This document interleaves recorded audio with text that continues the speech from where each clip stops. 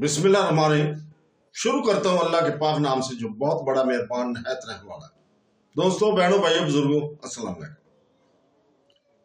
आज हम आपको हुजूर पाक सल्लल्लाहु अलैहि वसल्लम की मुबारक अहादीस मुबारका की सिलसिलावार वीडियोज में खुशामदीद कहते हैं। यह सफर हमने अहादीस के सबसे मुस्तनद सही बुखारी से शुरू किया, जिसे उम्मत मुसलमान ने कुरान पाक के बाद सबसे मोतबर किताब करार दिया है। हदीस नबवी महज अल्फाज का बयान नहीं है, बल्कि हदायत का चिराग, सुन्नत का दरीचा और रसूल पाक सल्लल्लाहु अलैहि वसल्लम की अब्दी हिकमत की याद दहानी है। तो दोस्तों, बहनों, भाइयों, बुजुर्गों, आइए हम आपके सामने सही बुखारी की हदीस नंबर 33 को बयान कर रहे हैं। हदीस नंबर 33 में हजरत अबू हुरैरा रज़ियल्लाहु ताला अन्हु से रिवायत है कि नबी करीम सल्लल्लाहु अलैहि वसल्लम ने फरमाया, मुनाफिक की 3 निशानियां हैं।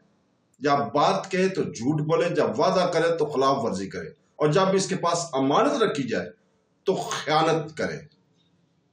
तो दोस्तों, बहनों, भाइयों, बुजुर्गों, इसके साथ ही आज की इस हदीस के साथ ही आपसे इजाजत चाहते हैं कल तक के लिए। कल हम आपसे इसी वक्त मिलेंगे नई 34 नंबर हदीस के साथ।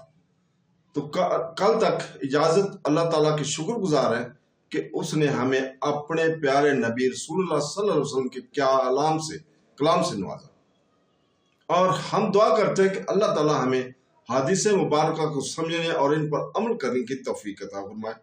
आमीन सुम्मा आमीन। अल्लाह हाफ़िज़।